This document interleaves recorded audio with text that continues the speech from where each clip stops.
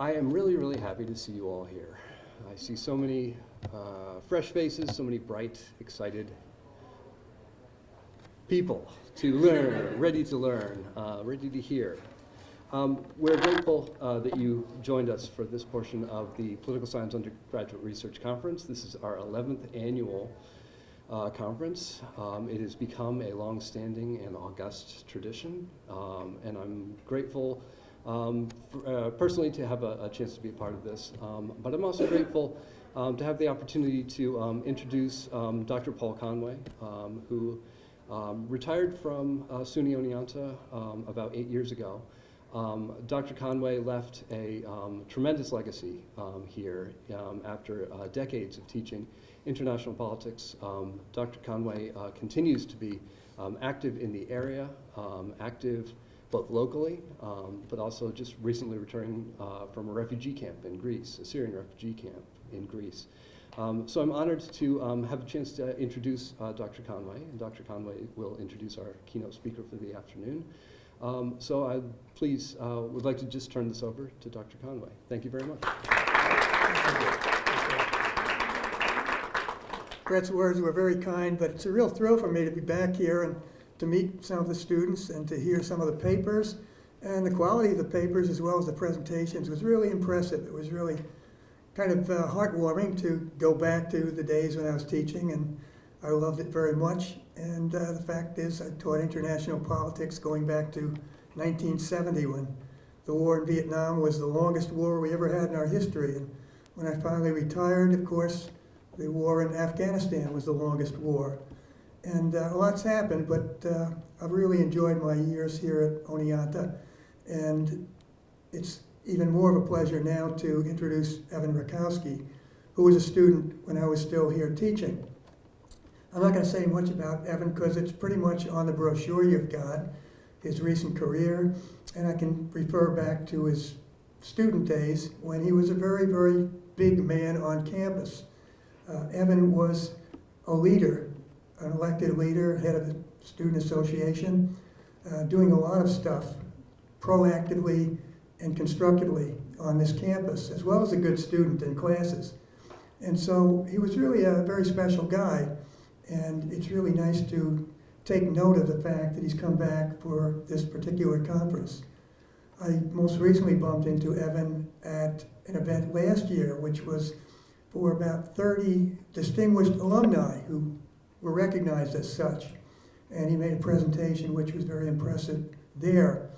And so, again, it's a great pleasure for me to introduce Evan Rakowski, and I'm not going to say any more because it's on the brochure and he'll tell you a little more himself.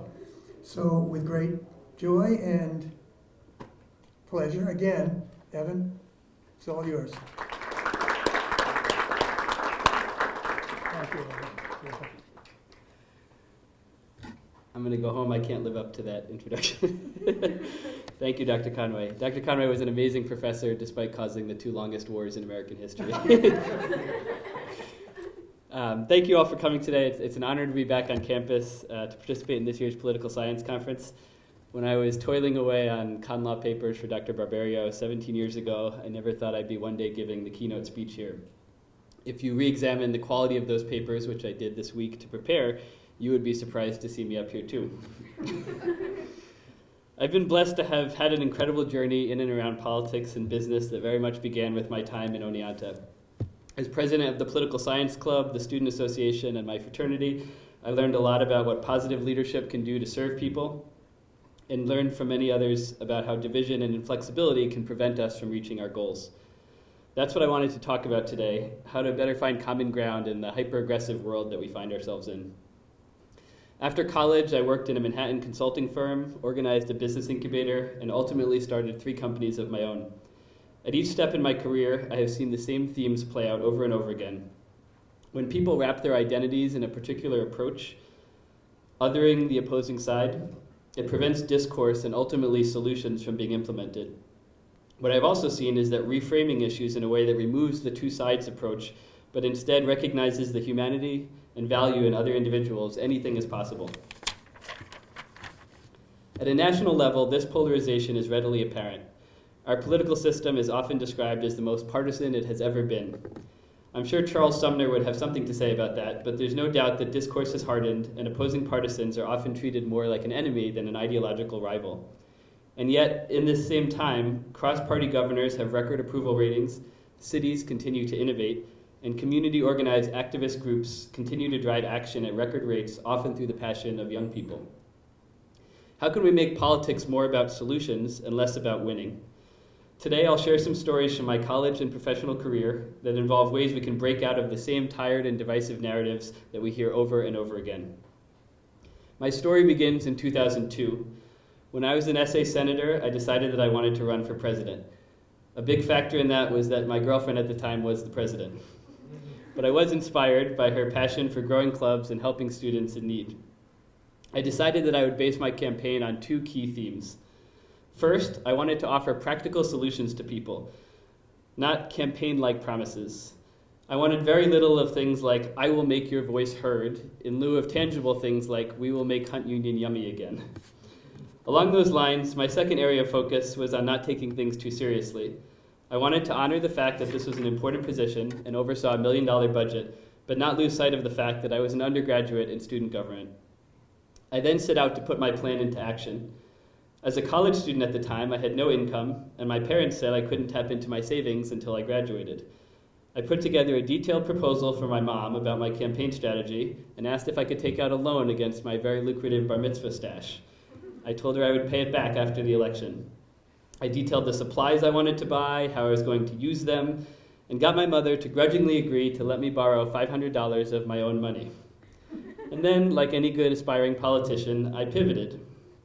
You see, my opponent in the election talked a lot, as I'm sure you all saw today, about how he would fight the administration of the college, fight for students, and fight for a better campus.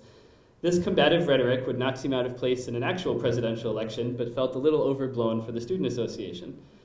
I didn't think that the average college student cared a lot about fighting the administration. In fact, I think most students wouldn't even know who or what that is. I decided I was going to use my loan to set myself apart from my opponent. Now, back in 2002, the internet as we know it was very, very different. I used something called Alta Vista, which you can Google. I looked around extensively until I could find what I would use to win the election, which was a semi-reputable wholesaler who was willing to accept $500 even for 1,000 condoms. The front of each condom said, "Trust your future in me." And on the back, in very small writing, it said, "Vote Evan Rakowski." I still have one of those today. I handed them out in the dining halls for 2 weeks to the amusement of everyone but Harvey Delaney, the essay advisor at the time. My revolutionary latex-based strategy allowed me to lubricate conversations, as it were, and find common ground through humor. While there was certainly an initial shock value, it let people's guards down and sparked conversations with students about what they really wanted to see on campus. I met hundreds of people, got a lot of great suggestions, and went on to win the election. And most importantly, the undergraduate birth rate was at a record low that year. What I learned from this process is that while dividing words can create strong negative passion, when people are communicated with in non-campaign speak with a focus on their real needs, they respond. I am actually shocked that my contraceptive strategy, since it was so effective, has not been replicated, but I have had some inquiries from the Trump campaign. Not long after I was elected, I had my first political test. Someone working for OAS that I was close with let me know that the school was about to conduct a survey about what students thought about dining services, but the survey was going to be paid for by Sodexo, the current vendor. I went to the first focus group, and it reminded me of Stephen Colbert's famous in-character question about George W. Bush: great president or greatest president? It was unbelievably biased. I decided that as one of my first leadership opportunities, I wanted to stir people's passions not against each other for my own gain, but against one of the largest dining vendors in the country. We put together an action committee within the Student Association, which culminated in a front-page State Times story exposing the enormous scandal of an expensive and flawed effort to gather student opinions about food. I was called in to meet with Dr. Donovan, the president of the college at the time, and Dr. Perry, and ultimately the school agreed to redo the focus group with a neutral third party, which led to Hunt Union finally getting real food again.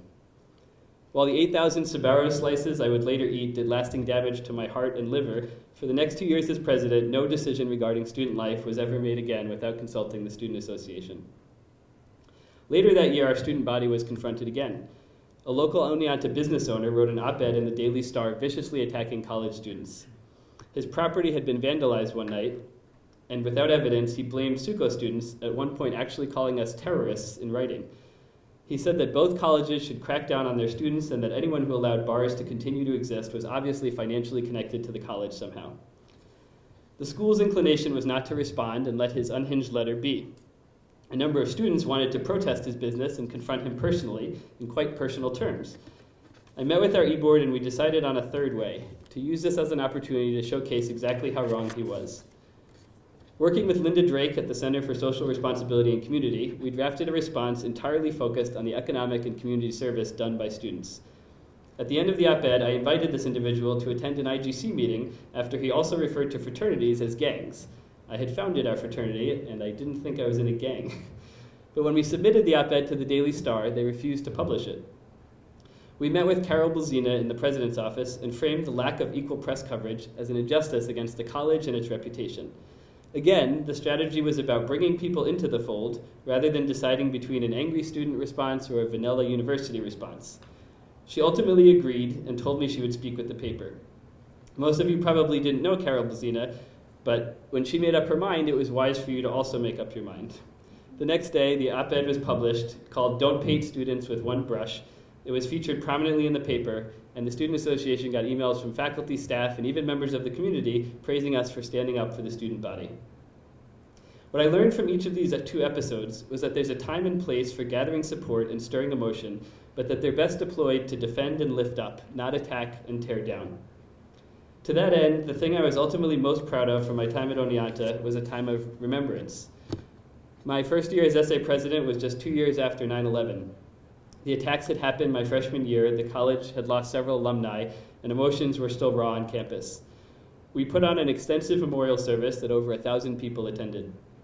We chose to spend a meaningful portion of the service with words of outreach to our Muslim American students. The Iraq War had started earlier that year, and it was important to me to not allow bigotry to spread on campus. We got beautiful messages of gratitude from the International Student Association, some of whom I remain friendly with to this day. Thanks to the incredible faculty and staff here, I was fortunate to have so many more learning opportunities along these lines. We negotiated city bus contracts, approved many budgets, navigated club conflicts, and more. My takeaway from my Oneonta experience was that although student life and campus life can be somewhat of a bubble, politics could really help people, inspire them, and impart a sense of feeling valued. And you could do those things while still making money, obtaining power, and the like. They were not mutually exclusive. Having said that, as with many things in life, politics giveth and politics taketh away. After all of the work I had done on campus, we convinced Carol Blazina to let the SA president speak at graduation, something that had not been the case up to that point. I was invited to do so and even given extra tickets to commencement, which, as you all know, is like breaking into North Korea. But at the last minute, the college was able to get Elliot Spitzer to speak as the commencement speaker when he was running for governor. That caused the SUNY chancellor to want to speak, to kiss up to him, and the college wanted to accommodate both of them to make itself look good, all which resulted in running out of time for me. As I shared during my last visit to campus, I will admit to feeling a bit bemused when Governor Spitzer was subsequently removed from office for soliciting prostitutes. While it was still kind of cool to shake a future governor's hand, I would have been less enthusiastic about it had I known where his hands had been, but I digress. Before continuing, I would like to point out that in my day-to-day life, I have literally never once joked about Senator Charles Sumner or Elliot Spitzer, and I want to again thank the Political Science Club for this invitation. After commencement, I was out in the real world, full of idealism, but not quite sure where to start. I got a job consulting with companies ranging from Fortune 500 to startups. My role involved helping companies launch new business lines and developing growth and marketing strategies. After all the different student organizations I had been a part of on campus, this felt like a perfect fit. However, after a few years after graduation, I went through an experience that would come to define the next 10 years of my career and give me a front row seat to one of the most hot-button issues of our time, our healthcare system. In 2007, my paternal grandfather, a 91-year-old Holocaust survivor, was in largely good health. He was prescribed a blood thinner called Coumadin, which in addition to its many benefits, causes birth defects, necrosis, and is also used as a rat poison. As drug companies chase ever more elusive blockbuster drugs, medications like this with highly dangerous side effects have become more and more common. Patients on Coumadin are supposed to have a test called PT-INR, which measures the thickness of your blood, but my grandfather's test was rescheduled due to a holiday weekend. No electronic system then existed, or even to this day, to easily monitor major clinical deadlines like this. It would be considered a scheduling issue, not a medical one. 2 days after his postponed test, he collapsed with a brain hemorrhage and was rushed to the hospital by my father, and I met them shortly thereafter. The solution for Coumadin overdose is vitamin K, and we were told he needed to have 4 IV bags of vitamin K urgently before being rushed into brain surgery. I fortunately knew very little about our healthcare system at that point, but assumed, as most people would, that the safest place for a sick person to be is the hospital. As the first IV bag started draining and emptying, I looked around expecting some sort of high-tech alarm to go off or a nurse to come rushing in with the next IV bag, but nothing happened. I asked a nurse that was passing by what was going on and was told that the nurses were doing rounds and would get to my grandfather in order. My father and I had a brief conversation, walked into the supply closet and began to get the potassium ourselves. We were immediately stopped by security and told that if we took medical supplies without authorization, we would be arrested, to which we responded, "Then you do it." We got a nurse to stick with him, give him the 3 bags, and this tough-as-nails 91-year-old man went into brain surgery and survived. 3 days later, while he was certainly banged up, he was awake, talking, and approaching his discharge. But it was not meant to be. That night, a nurse was checking up on him and gently brushed up against him, and his IV came out of its port. And rather than take the time to put a new line in, which is complicated and not reimbursed for any particular reason, the nurse put the needle back into his arm. And a few days later, he died of a staph infection. My father's first words were that Hitler couldn't kill him, but the hospital in Connecticut could. But that was not the end of the story. At exactly the same time, I had left my consulting job to start a business incubator with my father. And through that incubator, we wanted to explore strategies for improving healthcare. And as a result of that mission, our company had a meeting with the board of directors of that very same hospital the same week that they killed my grandfather, totally unbeknownst to the hospital. After having such a short time to process our grief at his passing, let alone for preventable reasons, we were faced with a profound choice about how to handle this meeting.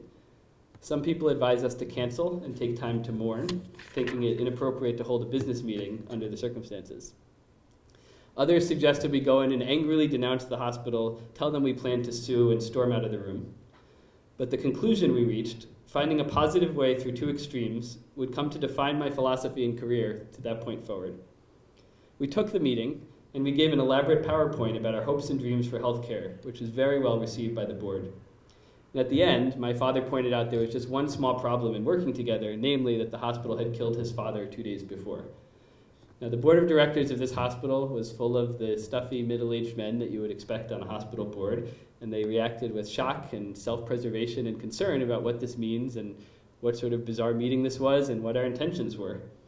We ultimately offered them a deal. In exchange for not suing the hospital, we would partner with them as a laboratory, developing solutions that would not only have prevented what happened to my grandfather, but make the entire system better for doctors, nurses, and most importantly, patients.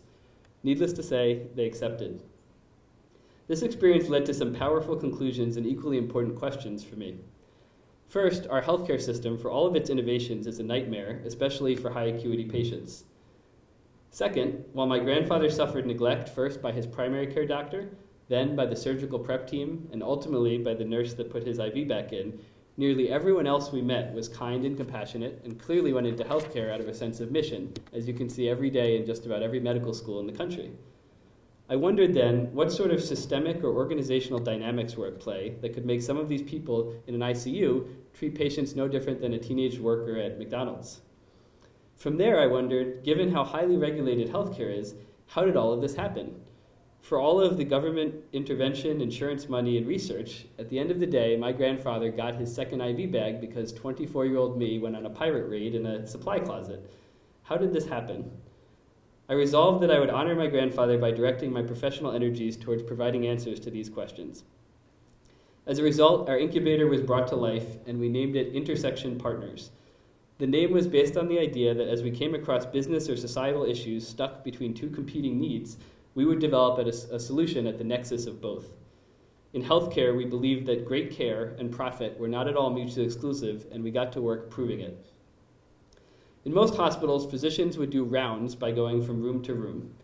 As you can imagine, this is wildly inefficient for all sorts of clinical and financial reasons, but hospitals have many competing priorities. First, they want to stabilize the most acutely ill patients. Second, they want to get low acuity patients out the door to make room for sicker patients who make them more money. And three, they want to make sure that the overall average wait time for the hospital is low. Since these priorities were all seen as mutually exclusive, going from room 102 to 103 to 104 was seen as good a solution as any for most health systems in America. Our solution, which seems ridiculously obvious in hindsight, has only been widely adopted by health systems recently. It was called SAMI, which stood for Smart Access to Medical Information. By tapping into a hospital's electronic health record, we could process hundreds of data points about the patient, the course of their illness, the length of stay, and rank everyone with a score. Doctors would then see everyone with the highest score first. A healthy patient that could be sent back to the comfort of their home quickly was ranked almost as high as a sick patient needing urgent care. Doctors liked knowing that they were spending more time on sicker patients while improving their overall responsiveness.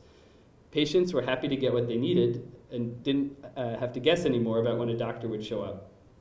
And the hospital was able to use their increased efficiency to devote more beds for more lucrative patients while increasing quality, not decreasing it.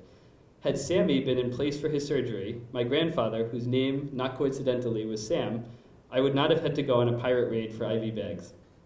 At the same time, had we sued the hospital, or had they been fined by the state, or had we quietly shunned them, Sammy would not have been created. Even in the face of a preventable death, I learned that finding common ground is more powerful and beneficial than any other approach. An even bigger model we started at Intersection was a care model designed to keep people out of the hospital in the first place. Under our program, patients who came to the hospital with certain conditions would be treated directly at home for 30 days with a combination of telemedicine video with doctors, on-site nurse practitioners, and biometric monitoring.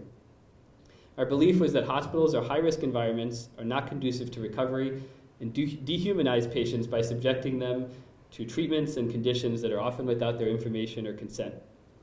We believe that people who could recover in their own homes under the caring guidance of a physician would do better. Again, we were told that these goals are mutually exclusive. You can't deliver better care that is also cheaper. Only a hospital is sophisticated enough to take care of certain people. This will never work in the United States. Our healthcare system is too complex. There's too much risk. After our first year-long pilot, we cut the number of people readmitted to the hospital by 40%, and it cost half of what a hospitalization would have cost had they been treated normally. We then raised $10 million from investors who valued the company at $30 million, despite the fact that we had no revenue yet. After many years of change and development, that company is now called Medically Home, is growing nicely, and they have named their platform the Seisha Continuum, and Seisha is my grandmother's name. Our strategy of breaking these seemingly impossible gridlocks was not limited to healthcare or even to the US. In Uganda, Idi Amin's reign in the 1970s decimated much of the economy and resulted in the appropriation of large tracts of land for the government. After his government fell, enormous land holdings were given back to local tribes, but they lacked the means to cultivate them, especially after all the persecution that they had faced. At the same time, Uganda is a very lush country and stands as a bulwark against the Sahara to the north. Many citizens chopped down trees for cooking fuel, and the resulting fire was both very pollutive and harmful to their health, but also served to deforest the entire country. Finally, due to the lack of economic opportunity, many of the tribespeople resorted to cattle rustling, which was a huge problem for the government and resulted in all sorts of security and logistical costs. Historically, in a situation like this, were it to be improved at all, Western oil companies would swoop in and in a very exploitative fashion, take the resources and leave.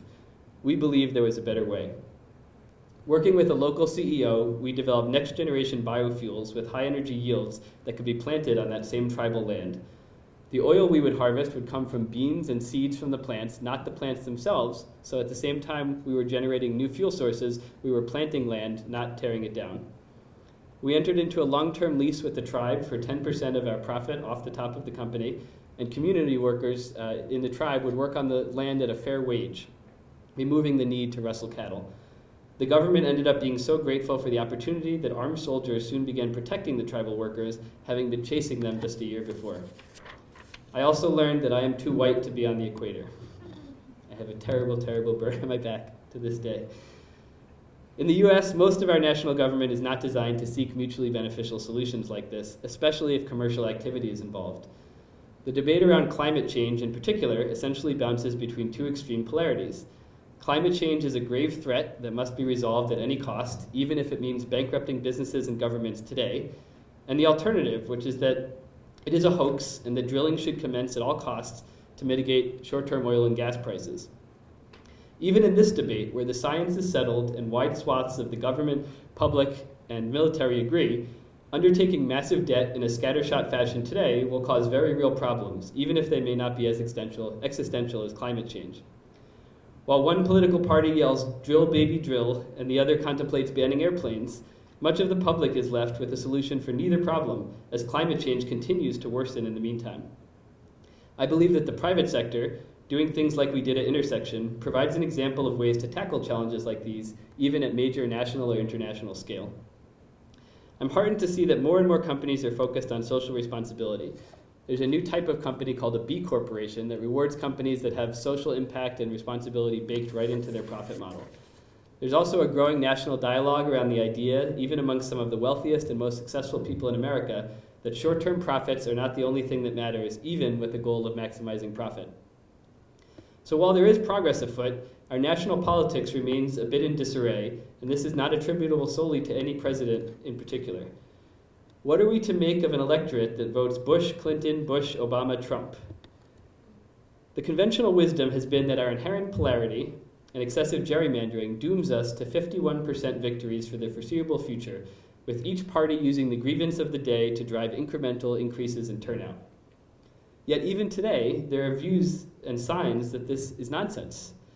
Do you know who the two most popular governors in America are? Number one is Charlie Baker, the governor of Massachusetts. He has a 72% approval rating. Number two is Larry Hogan, the governor of Maryland, with a 68% approval rating. Each of those governors is a Republican, and each of those states voted over 60% for Hillary Clinton. It turns out that if you focus on running a state really, really well and not on upsetting people, leaders can garner even more support than a red-blooded party warrior, even if you are a member of that same party. John McCain famously rode his maverick label to national recognition. Obama largely shunned the democratic infrastructure. Even President Trump, in his own way, campaigned on a populism that didn't fit neatly into a partisan frame. If people love this approach so much, why don't more politicians act this way? Some of it, of course, has to do with the money in our political system. Some of it has to do with the candidates themselves, who find it easier to tear down their opponents rather than offering constructive solutions. By and large, it may seem easier to get a narrow group of people really angry about something and get them to vote, rather than doing the much harder and longer-term work of building wide consensus. In any case, despite the very real challenges in our current system, we do have models today for how to lead constructively and collaboratively, and I encourage those of you who one day get into politics or business to follow that lead. We cannot only work with or lead people who already agree with us. I cannot stress this enough. College campuses across the country are wrestling with this issue now. How do you balance free speech with an aversion to offering a platform to ideas that are unpalatable or worse? I am a firm believer in always erring on the side of communication. In fact, I believe it is the only way to change minds. Take the gay rights movement. As recently as 1996, nearly 70% of Americans were against gay marriage. As within any movement, there was a lot of debate amongst the gay community about how to advance civil rights. Some rejected pursuing marriage entirely, either because marriage was a lower priority than other pressing civil rights issues, or because it represented a heteronormative style of living that wasn't required for validation. Others wanted to use protest or even violence to advance the cause, and still others wanted to use the legal system. Andrew Sullivan, the famous British conservative, Roman Catholic, and gay political blogger, wrote the first major national article advocating for gay marriage back in 1989. He approached the issue not as a moral firebrand, but as a conservative, and tied the right to marriage as a fundamentally conservative and stabilizing element in society. He was immediately and pervasively attacked by other gay activists for trying to assimilate into a culture that didn't want him. In the long run, however, it is precisely his arguments that won out, and you'd find their fingerprints in the Supreme Court decision that ultimately granted the right to gay marriage. Rather than attack people for their beliefs, he used a campaign of equality, along with concurrent cultural exposure, to gradually bring people on board.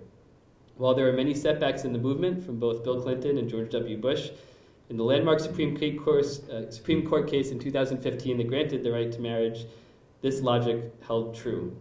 By some measures, this was one of the fastest civil rights victories in history. Now, suppose Sullivan had taken a more modern approach. Suppose he spent his days on MSNBC railing against the bigots on the right. Suppose he organized advertiser boycotts from large companies and held rallies at the private homes of US senators. What are the odds that the movement would have been successful with this approach? Now, it would not be wrong to say that much of the opposition to gay marriage had roots in bigotry, either directly or vis-a-vis religion. It would not be wrong to claim that marriage is a fundamental right. It would not be wrong to want to apply heavy pressure to people who felt differently, especially given this clear injustice. And it is clearly unfair to ask gay people, the victims of these policies, to play respectability politics and put pressure on them to gently convince, in essence, their oppressors. And yet, ultimately, 20 years later, 70% of Americans now support gay marriage, and there is no serious effort to challenge that. These differing approaches represent a tension between the world as it should be and the world as it is. The 40% of Americans that changed their mind about gay marriage represent 120 million people. 120 million. Many of these people, having recently changed their mind, have actually become strong supporters, born-again evangelicals, you could even say. People change their beliefs over time, sometimes radically, and this is a good thing. If activists had avoided winning hearts and minds and simply declared anyone who doesn't support gay marriage is a bigot, then even a legal victory would be on very tenuous ground, subject to utilization by politicians as a wedge issue.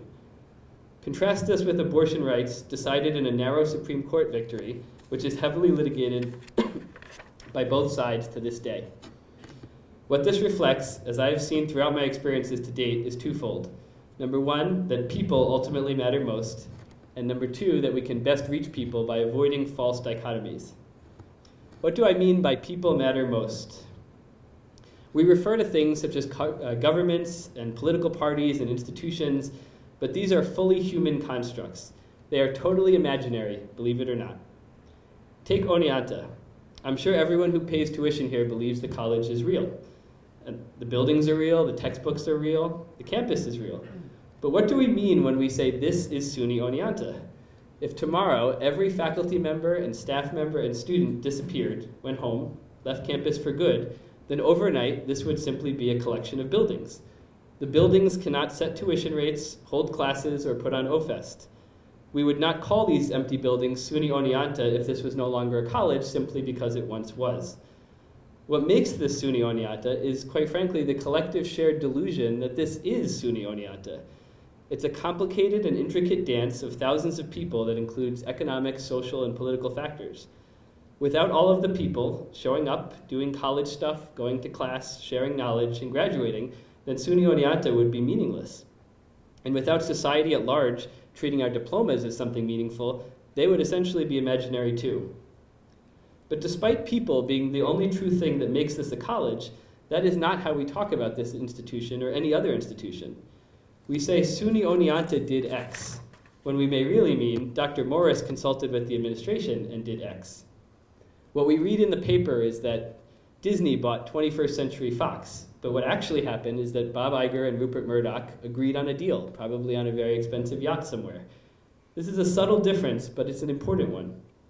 Our entire society is based on people, and large organizations are just large groups of people.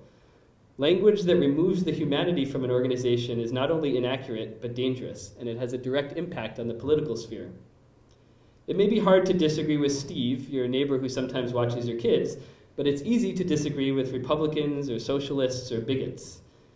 And on a positive note, when it comes to closing a business deal or rallying a community, the goal is actually to listen, to include, and convince specific people, not institutions and not companies. You can't convince a company or a political party of anything because companies and political parties don't have thoughts and feelings. People do. There has been a lot of talk about how our culture and social media has made people more self-centered and individualistic. I actually believe the opposite, that our culture has become much more generalized. People support or attack parties. People wrap themselves in multi-hyphenate labels representing ethnicities. They declare different genders and sexual orientations. Each of these things, even when done for very positive reasons, slowly moves us away from treating people as people versus categories. and it's much easier to discriminate against categories. If I think Steve is a jerk because he didn't return my lawnmower, then I have an issue with Steve. If I think Steve is a jerk because he's a Muslim, now I'm really upset with Steve and 1 billion other people, most of whom have never seen my lawnmower. This does not work as a society. So my point in all of this is that even when people are way past the end of what we might consider acceptable discourse, it's helpful to think about oneself as disagreeing with their ideas versus disagreeing with that person as an idea. If somebody hates Jews and I befriend them and help them see past the hatred they probably learned from their parents, I will have made a powerful friend in the world. But I could never befriend someone who is a Nazi. And even if this seems like a radical conclusion, remember that literal Nazis re-assimilated into Germany, which has one of the most deeply embedded sense of post-war responsibility of any country in the world. Ideas may be irredeemable, and often are, but people are not. And there is no way to manage people without talking to them, understanding them, and ultimately convincing them. Next is the business of false dichotomies. At a national level, nearly every issue is framed in terms of two sides. Abortion is pro-life or pro-choice. Immigration decisions are either moral or racist. Black lives matter or all lives matter. Yet most people don't actually think like this. Take abortion rights, for example. Based on the slim margins that each party has won by in the last 2 decades, and given that it's been a major part of the platform for both parties and a deeply moral issue for many, it has seemed like a highly partisan issue up for debate, as I mentioned earlier. But Gallup polls going back to 1976 show that 70% of people or more support some level of legal abortion. Politicians that frame this issue in a way that respects each side, as Bill Clinton famously did with the concept of safe, legal, and rare, they can find common ground. But when the issue is framed as baby killing or controlling women's bodies, discourse and ultimately legal efforts end up reverting to approaches intended to finally beat the other side, when in fact, nothing happens, no progress is made, and we don't find a solution for either side's problem. Given that we live in a country where 10% of voters voted for Obama and then Trump, there must be some hidden truth that crosses between these polarities. I believe this truth goes back to my first point. People are everything that matter. Convincing others and enacting change requires radical humility, empathy, and understanding. No single group has a monopoly on good ideas, and certainly not a single American political party. When I first graduated college, I had nearly uniformly liberal beliefs. I had heard that New York State was not business-friendly, but I didn't really know what that meant, and I assumed that just meant that a bunch of businesses were complaining about regulation. Then I actually tried starting a business here. In April of 2011, New York passed the Wage Theft Prevention Act. It was designed with a noble goal in mind, to protect exploited workers from salary manipulation. The solution that the legislature came up with was to require employers to give each employee a letter every year with the name of the company they work for, the company's address, their pay rate, and the method of pay, such as hourly, salary, etc. In December 2011, I was running another company that was 6 months old. We were fortunate to already have about $500,000 in revenue, and I had one intern who worked out of my house. I was working 80 hours a week trying to keep our one big customer happy, working on sales, managing our finances, and so on. Our intern was a huge help for the projects that she worked on, and we spent all of our time trying to grow the business.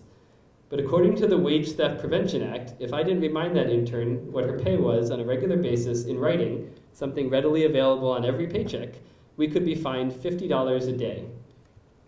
I decided to call New York State to inquire about this policy to understand if I must be missing something. When I called, they decided they would look into our company a bit more. They then concluded that our intern, who worked for us part-time as a contractor while still in grad school, had actually been a full-time employee the entire time, something that was demonstrably false. They then decided that since we had an employee we didn't declare, we owed back taxes and penalties to the Department of Workers' Comp and Disability. Again, this intention was good. New York was cracking down on exploitation of independent contractors, as you often see with Uber, UPS, and others. But as a result of my phone call trying to adhere to a totally unnecessary policy, my 3-person company, being run out of my home, got a bill for a nice even $40,000. To be clear, we had hired a part-time contractor who agreed to work at a certain rate, fully consensually, was hired full-time, promoted twice, and within 18 months had tripled her salary. She was a fantastic employee. But in the eyes of New York State, she was an exploited worker, and the only way to resolve her plight was to take 1 month of our company's revenue. I ultimately appealed 5 times, and in the bowels of the basement of a small building in Jamaica, Queens, won, which meant I paid only $1,000 for the privilege of not admitting guilt. I came to agree that New York is not business friendly. But how do I translate that into future votes? If New York continues to be run by Democrats, I might appreciate the social policies, but would like to be able to run my businesses, all of which are designed to help people, without finding myself being fined extraordinary amounts of money for doing nothing wrong. On the other hand, while I want running a business to be affordable, I don't want to remove all regulation, especially on companies that make an impact on the environment, so it became hard to think about voting for current Republicans. If we only believe in institutions, it makes sense to think of these things through the lens of political parties. But if we believe in people, then elections shouldn't be between Republicans and Democrats, who have become increasingly predictable in how they will vote and legislate on issues. I would love an election contested among thoughtful individuals that can articulate how they intend to protect our citizens, enable them to innovate, and foster growth. The only way to make this happen is to foster a generation of candidates and activists that have the ability to listen and to learn. It is both possible and reasonable to believe in protecting female autonomy and in the sanctity of unborn children. It is both possible and reasonable to share the benefits of America with others in the world while protecting a core version of our culture and our borders. It is both possible and reasonable to support capitalism while regulating markets. If citizens can approach each of these perspectives as worthy and valid positions as a starting point to compromise from, we can get closer to a government that works for everyone again. These issues end up being framed in a binary fashion, but the world is not binary. To understand that and to grow, you need to be willing to cherry pick ideas from people that are often described as wrong or even evil. I'm hoping that this idea will take hold in the Democratic presidential primary. The public is again being served a false dichotomy narrative that the contest is between establishment Bidens or Gillibrands or left-wing revolutionaries like Sanders and Warrens. Without making a plug for a particular candidate, I'm heartened to see all of the interest in Pete Buttigieg. As a highly educated Midwesterner, religious gay veteran, he doesn't fit in any traditional box, and as a result, he isn't running within one. I don't yet know who I will support or if he will even be a viable candidate, but I believe his recent upswing is evidence of this thesis, which is that people are tired of partisan attacks, even if they have been effective. I've intentionally alternated between discussing national politics and day-to-day normal life because I believe these lessons are widely applicable even outside of the political sphere. I will share one final story about how I try to apply this mindset in the business world. My last company became the largest provider of telehealth to nursing homes in the country, and we sold it last November. When we were first starting out, though, in 2011, when I was not busy fighting New York State, I had no idea how to sell to small nursing home operators who often didn't know their own numbers and made decisions based purely on emotion. At the time, our pricing model was that we charged $100 per short-term patient per month with a 20-bed minimum, which meant that we charged $2,000 a month.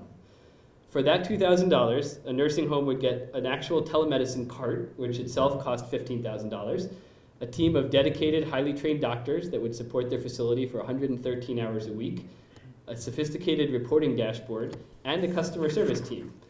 That was unheard of for $24,000 a year, and any one of those pieces alone would likely cost double or triple that. So I was feeling good about myself when I approached our third potential customer and I laid out the pricing model. It's very simple, I explained. It's $100 per bed, 20-bed minimum. The nursing home CFO looked at me with disdain and said, "We have 19 beds. I'm not paying for 20. I was taken totally off guard, but I tried to talk about how $24,000 a year was a good deal for all the stuff they were getting, regardless of the number of beds. He told me I didn't understand the economics of the nursing home industry and that we would likely never grow. I tried to figure out what to do about this. I couldn't actually go lower in price because our price, as you can probably imagine, was too low to begin with. I thought the CFO had no idea what he was talking about, but I decided to apply many of the lessons that I shared today. I thought about what it must be like to run a business where every dollar is at risk, most of your revenue is regulated by the federal government, and you have almost no control over who comes in your doors. I heard him express that he didn't want to pay for something that he didn't have, and I thought about my own need to keep our price the same. The next day, I called up the CEO of this potential customer. I told him that we had heard his CFO's feedback and that we had a new pricing model, and we were not only going to offer it to them, but to every one of our clients moving forward. I explained that we would charge $2,000 a month at a minimum, but only charge $100 for every patient over 20. As you may have noticed, this is exactly the same price. I explained that it was beneficial to smaller nursing facilities because they wouldn't have to raise their payment even if they grew, as long as they were under 20. He paused and he thanked me for my flexibility, and we closed the deal, and they would later become our biggest customer. Now again, this was literally the same price. But in one scenario, I was trying to force someone to perceive my point of view, and in the other, demonstrating flexibility and understanding. I have told that story to every entrepreneur and salesperson I have worked with since then, because I think it illustrates what is important both in business and in politics. Even when presented with the same issue or information, if you can frame it in a way that respects people and understands where they're coming from, you can get the result you want without actually having to change a thing about your values. Some of you will go on to careers in politics, some will work in business, some will volunteer, but no matter where you end up, I would encourage you to keep one thing front and center. You must treat each person as a sacred entity, worthy of understanding, no matter how much you disagree with them. Work to empathize and find the humanity in others, and think about how they came to believe what they believe. When interacting with larger institutions, remember that they are just bigger collections of those same sacred entities, and if you wish to either join them or beat them, you must start by understanding them. As you discuss politics with your friends and family, and develop your identity as a voter, try to neither wrap yourself in a party, nor take on an apathetic, pox on both their houses approach. Engage on each issue with each candidate and try to find your blind spots. Work to understand why people vote differently than you. And finally, if you should ever find yourself competing for attention with a politician directly, as I did, make sure you expose their sex scandal early so you still get to speak at your graduation. Thank you so much for your time today.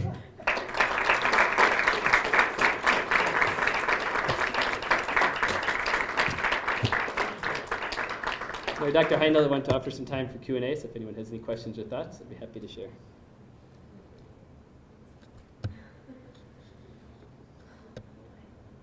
Sure, go. What's next for you? Are you going to do another business?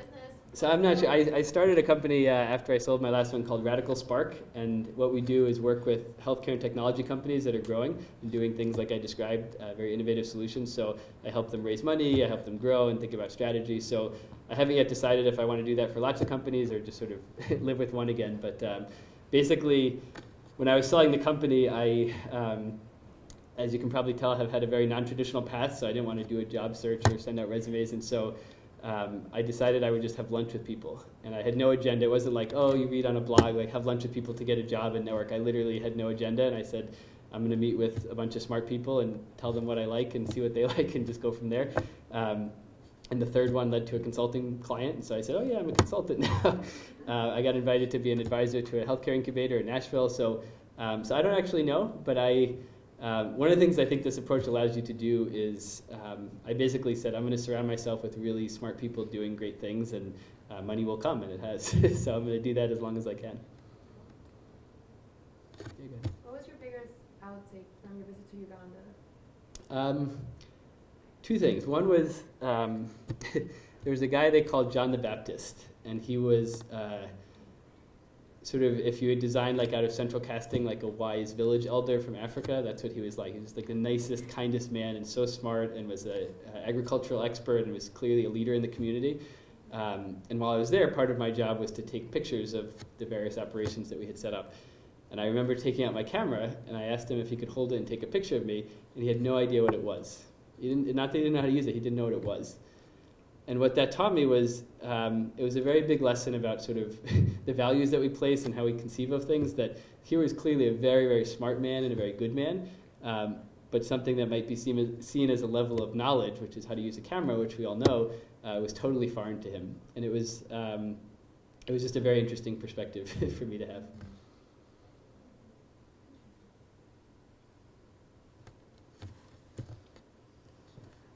Jasmine, you got the comfy couch. I remember. I just want to say thank you for coming. I loved your speech. Thank you. I was wondering, I really agree with your idea about politics and making it so that candidates run on ideals rather than just sticking to the ideals of their political party. And I was wondering based on that, do you think that it would be feasible to eliminate political parties? Like, could our system still operate without them, or are they necessary for another reason? It's a great question. I think, so there's sort of two pieces to that question. One is, could they be eliminated? And the other is, should they? So I think certainly they could. Lots of countries don't have two political parties, and there's many modern democracies that have multi-party systems. So I think that is certainly a possibility. Over the last 100 years, Republicans and Democrats have written so much of the party system into actual law that I think it would be very difficult to dislodge, but I certainly don't think it's a necessary requirement. I do think that societally, even though, as I mentioned, people relate better to support rather than division, it does work. It does work to rile people up and get them upset about something that is seen as central to their identity. And so to dislodge that, it would require dislodging a lot of money and time that people have invested. And so I don't think it's going to go away, but I am encouraged by the candidates on both sides of the aisle that have been more solutions-oriented. And I think both those two Republican governors I mentioned and some of the folks in the Democratic primary are great examples of that. Have you thought about running for office again? Maybe one day. I don't know. I vote for you. Thank you. I appreciate that. Hi, Dr. Compton. Thank you so much for coming. Of course. I really appreciate it. Yeah, it would be a lie if I said there weren't days I was worried about you. It turned out great. I didn't always do my homework about Zen UPF, unfortunately. But my question to you is, lately I've been thinking that higher education really isn't working in this country in terms of learning. But I'm not convinced that your strategy, where you try to reach compromise, would necessarily work for higher education. In other words, increasing the students' learning, as well as I would say, the overall health of the higher education community. I'm noticing a lot of students are under high stress. I'm seeing faculty start to psychologically break down, and those kinds of issues, and it's becoming quite fragmented as an institution. So I'm wondering if you thought you might want to get into the higher education business, or what kind of insights you might have based on your model to address some of the problems that are quite pervasive in higher education nowadays. Well, I have not spent a lot of time on a campus in a while, but I think when I say compromise and understanding, I don't mean a lack of debate. I think one thing that actually needs to happen more is rigorous debate, even with Nazis and racists, is to sort of get those ideas front and center and be able to engage with them. And I think one of the consequences of technology to an extent and social media to an extent is that we have less opportunity as a culture to engage with people face to face or even on the phone. And it's not a young people thing, but I'm 35, but I see it with plenty of people in their 50s. Everyone's just kind of glued to their phone and wants to send an email instead of engaging with people. So I think to your first point, I don't see this approach as sort of a soft approach. I think it needs to be a very vigorous one involving a lot of debate, but still allowing for that debate to happen. Does that answer your question? It does, and definitely discussions, debate and discussion on campus is becoming increasingly difficult, even in the classroom. Yeah, I mean, there's obviously a lot of articles on that, and I don't care for many of them because they sort of disparage millennials or young people, and I think they're often ridiculous. But one of the interesting things, I talked a little bit about my grandparents. So my father's parents are both Holocaust survivors. My grandmother came out of the war. They both survived 3 different camps. My grandmother came out of the war and was like comically nice. I mean, there's no way to describe this woman. we'd go visit her as a kid, and I would go to the bathroom. We'd been there for hours, and I'd come out of the bathroom and I'd go, "Hello, my love, how are you?" It's like she hadn't seen me in 6 months. My grandfather was a wonderful grandfather, but very traditional Eastern European, very stoic man, and came out of the war. He had been a very successful factory worker in Poland before the war, and he ended up driving a candy truck in Brooklyn for the rest of his career. He was very, very bitter and angry. And so, not towards me, but just as a person. And so I look at that, and I think about they experienced one of the worst things that's ever happened in the history of the world, and yet they both came out of it with diametrically opposite beliefs. My grandmother treated every day as a gift and every person as a gift, and my grandfather, totally understandably, was very angry and upset about what had happened to him. And so I think that had a big impact on me as a child even, and what I learned from that is that it's important to engage with things because And sort of the coda to that, when my father was in college, he got a Rotary Fellowship to study the Holocaust in Germany. And my grandfather was outraged. He said, why would you go back? Those people are all monsters. How could you go? And my grandmother said, have a great time. And my father always tells me the story that he was in Germany on Passover and was dating a German woman. And that night he went to her house for dinner, and her parents, with tears in their eyes, had prepared a Passover Seder, which they learned about from a book, in order to honor him. And so, these are people that lived in Nazi Germany. And so I think, those impacts coming from that perspective had a big impact on me as a child, but at the same time, I know there's a lot of right-wing activity, extreme right-wing with literal Nazism right now, and I think it's sort of a cliche that sunlight is the best disinfectant. Let the person stand in the middle of campus and be humiliated. Engage with them, mock, properly intellectually mock the ridiculousness of their ideas by espousing the dignity of individuals. But you can't ban your way out of racism. You can't ban your way out of Nazism. And so even if we had the best, most tolerant laws in the world, if everyone still thinks that, but now it's underground, I don't see that actually as better, even though, of course, I understand the impulse to not want your college to have an anti-gay speaker, let's say. I just don't think it's ultimately a long-term solution. Thank you so much for your time. Of course. For coming to the conference. And I just wanted to make a note that, we just, even from looking at simple things such as social media, we have so much available to us now. We have so much exposure to all this diversity and different opinions. And speaking on personal experience, when somebody has completely opposing political views to you that almost like tackle your beliefs, how do you suggest really overcoming this, what some may argue to be justified partisanism? And I think demagoguery would be a very strong word for it, but how have you done it in the past? So I think the first step is education. So the more you can know about an issue for yourself, it has nothing to do with other people. I think that's the best approach. I think what happens a lot, and probably a little more on the liberal side, is you're dumb. You don't even know. Here's the facts. You don't get it. And that doesn't work for people. Not that they're wrong or that the moral position is wrong at all, but that doesn't convince people. And so what I've found, for lack of a better term, the Socratic method, really engaging with people, asking them questions, why do you think this? Well, what about this? As opposed to, you idiot, look at this website, this proves you're wrong, because they're just going to find, there's now unlimited content. So you can find something to support literally any belief at this point. So when I'm engaging people, so for example, I only caught the tail end of the healthcare debate a few minutes ago, but there are some things in there that I heard from both sides briefly that were just false. I know that from having started healthcare companies. So I could ignore them. I could tell you guys secretly, now look at those dummies in the debate. I could go up to them and say, you don't know what you're talking about. But I'd love to engage with the college Democrats and the Liberty Group and say, why do you think this? What's important to you? Why do you think taxation is such a problem? How do you square that with the fact that you argued that in a state institution funded by the public already? And to the Democrats, you support universal health care. What does that actually mean? How will we control costs? Yes, it's a good thing for everyone to have health care.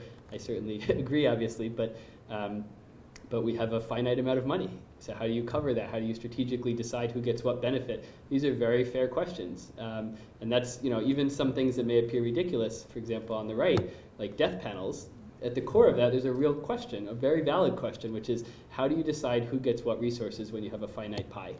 And so if you just look at that and say, look at those monsters misleading, talking about death panels, part of that maybe from a rhetoric standpoint may be true, but what you're going to miss is the underlying valid point, even if it's not being expressed, quite frankly, in a valid way.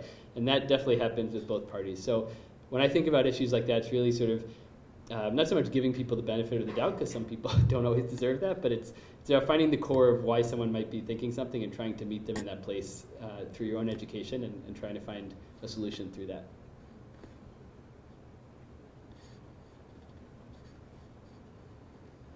Evan, thanks for a really Thank you. thoughtful and wonderful presentation. One of the Thanks best for having I've me heard in back. a long Take time. care.